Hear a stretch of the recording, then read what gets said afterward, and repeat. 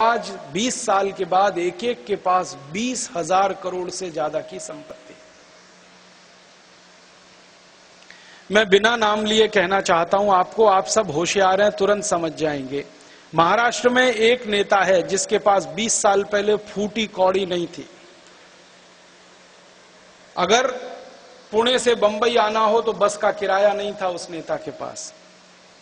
आज उस नेता के पास बंबई से पूना के बीच की हजारों एकड़ और लाखों एकड़ जमीन है, अकेले एक नेता के पास।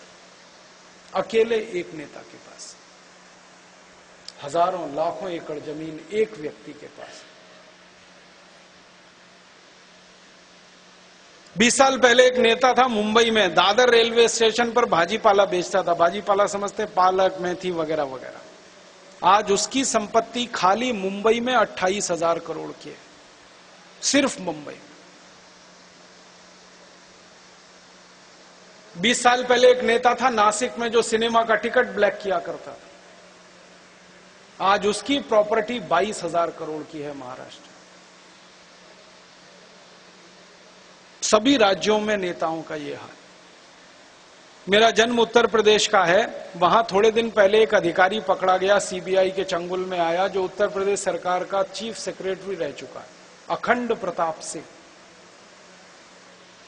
उसके घर में छापा पड़ा, 480 करोड़ रुपए की संपत्ति निकली।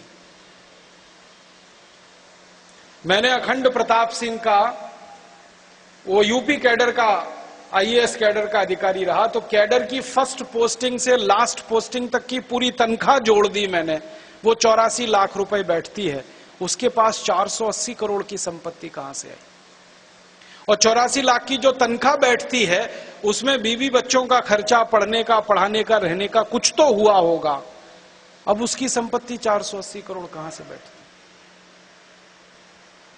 ऐसे अधिकारी और ऐसे नेता एक दो नहीं है, हजारों में है। और हमने अंदाजा लगाया है, हमारे देश में एक रिसर्च एंड एनालिसिस विंग करके संस्था है, एक सीबीआई नाम की संस्था है, एक एनफोर्समेंट डिपार्टमेंट है। इन सबके मिले जुले आंकड़ों से अंदाजा लगाया है, लगभग 80,000 ऐसे नेता और अधिकारी हैं जिन्होंने लाखों करोड़ों रुपए लूटा है इस देश का। और लूटकर भारत में नहीं, विदेशों में जमा कर रखा है, स्विस बैंकों में जमा कर रखा है। स्विस बैंक के अधिकारियों का एक एसोसिएशन है, वो बताते हैं कि भारत के नेता और अधिकारियों का उनके यहां 75 लाख करोड़ रुपए जमा है, 1500 अरब डॉलर। स्विस बैंक के अलावा दूसरे देश हैं दुनिया में जहां पर टैक्स हेवंस कहा जाता है, जहां इनकम टैक्स नहीं लगता, वहां 35 लाख करोड़ जमा है। कुल मिलाकर 110 लाख करोड़ रुपए लूट लिया इन नेता और अधिकारियों ने मिलकर पिछले 62-63 साल। अब समझ में आता है कि आप जो टैक्स का पैसा देते हैं, मैं जो टैक्स का पैसा देता हूं, वो विकास में नहीं लगता, वो नेताओं की तिजोरियां भरता है, अधिकारियों की तिजोरियां भरता है। और नेता और अधिकारी इतने हरामी हैं कि किसी भी स्तर पर नीचे उतरकर आपके पैसे को लूट सकते हैं, इतने हरामी। आप तो मध्य प्रदेश के रहवासी हैं, नागरिक हैं।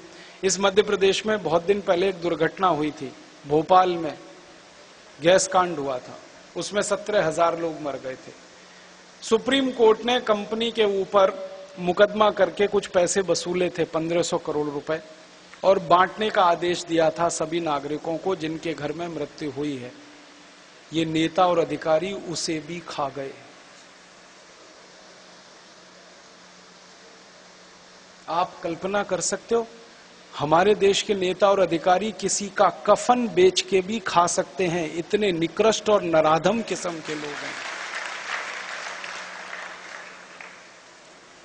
पूरी दुनिया में इतने भ्रष्ट, इतने हरामी, इतने नराधम अधिकारी और नेता शायद ही किसी देश में मिलेंगे जो इस भारत देश में।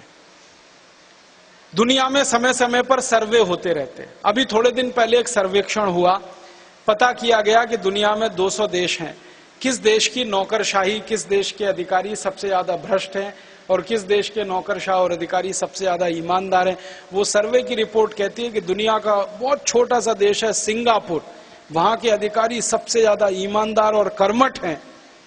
और दुनिया का सबसे बड़ा देश है भारत, जहां के अधिकारी और सबसे ज्यादा बेईमान, सबसे ज्यादा निकम्मे। वो मैं नहीं कहता, अंतर्राष्ट्रीय सर्वे की संस्था कहती है। लूट रहे हैं, खसोट रहे हैं इस देश को, ले जाके धन जमा कर रहे हैं विदेशी बैंकों में। अब ये लूट अगर इसी तरह से चलेगी तो देश तो गरीब ही होगा। और देश में नीतियां और कानून अगर ऐसे बनेंगे जो अंग्रेजों के जमाने में थे, तो कुछ लोग तो अमीर हो जाएंगे और अमीर और अमीर और अमीर, और कुछ लोग तो भयंकर गरीब और भयंकर गरीब हो जाए। इसी देश में मुझे बहुत अफसोस है ये कहते हुए, भारत सरकार की कुछ नीतियां हैं।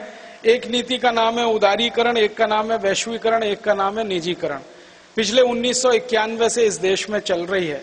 2009 तक इन नीतियों का क्या असर हुआ है उसका मैं थोड़ा अध्ययन कर रहा हूं, तो पता चला कि इन नीतियों का जो सबसे बुरा असर हुआ है वो ये कि जो अमीर थे वो और अमीर हो गए,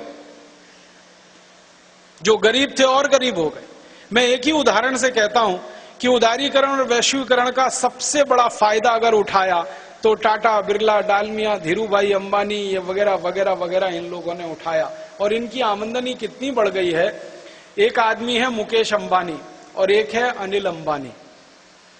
अभी थोड़े दिन पहले आपने अखबारों में पढ़ा होगा, समाचार में सुना होगा कि इस मुकेश अंबानी नाम के व्यक्ति ने अपनी बीवी के जन्मदिन पर एक हवाई जहाज गिफ्ट कर दिया बीवी को। 268 करोड़ रुपए का हवाई जहाज एक व्यक्ति अपनी बीवी को गिफ्ट में देता है, और 84 करोड़ लोग एक दिन में 20 रुपए पर जिंदा रहते हैं। ऐसी विद्रूपता हमको इसी भारत में दिखाई देती। मुकेश अंबानी ने अपनी बीवी को गिफ्ट नहीं दिया, 84 करोड़ लोगों के गाल पर कसकर तमाचा मारा है कि तुम इतनी गरीबी और जरहालत में हो और मैं देखो कहां पहुंच गया। उस मुकेश अंबानी की आमदनी मैंने निकाली थी, 1 मिनट की आमदनी उसकी 20,000 रुपए है, 1 मिनट की। और भारत में 84 करोड़ लोगों की एक दिन की आमदनी 20 रुपए से कम है। ऐसा देश हमने बनाया है। ये देश अभी नहीं बर्दाश्त होता, ये नहीं चलेगा अभी, और चलना नहीं चाहिए इस व्यवस्था को इस देश में। अब तो कोई बड़ी क्रांति होनी ही चाहिए इस देश में, कोई बगावत होनी ही चाहिए कोई इस देश में। मुझे तो कभी कभी लगता है कि 1857 से बड़ी कोई क्रांति होनी चाहिए इस देश में, क्योंकि उस समय तो हम गोरे अंग्रेजों के खिलाफ लड़ रहे थे, अब हमको काले अंग्रेजों के खिलाफ लड़ना है। इसलिए लड़ाई थोड़ी ज्यादा बड़ी होगी और गंभीर होगी। पहले तो विदेशी थे, हमें दिखाई देता था ये बाहर से आए हैं, लुटेरे हैं। अब तो हमारे ही भाई बहन हैं, हमारे ही जैसे हैं देखने में, रंग भी हमारे जैसा, कपड़े भी हमारे ही जैसे, वही लूटखोर हो गए। उनसे लड़ना थोड़ा मुश्किल होता है, घर के भाई से लड़ना थोड़ा मुश्किल होता है, बाहर के दुश्मन से लड़ना आसान होता है। इसलिए लड़ाई तो कोई बड़ी होगी अब इससे। उस बड़ी लड़ाई की तैयारी का ही काम हम कर रहे हैं इस भारत स्वाभिमान के नाम से। इसीलिए हमने ये संगठन बनाया। आजादी की लड़ाई हुई 1857 की, 4.5 करोड़ भारतवासी लड़े थे उसमें। हमारी कोशिश है कि 5 करोड़ भारतवासी तैयार हों अब इस नई लड़ाई लड़ने के लिए, कम से कम। इस प्रयास में हम सब हैं। हम लड़ाई लड़ना चाहते हैं। और क्या लड़ाई लड़ना चाहते हैं कि सारी व्यवस्थाओं को बदल देना है जो हमारे देश में अंग्रेजों के समय से चल रही हैं, लूट की व्यवस्थाएं।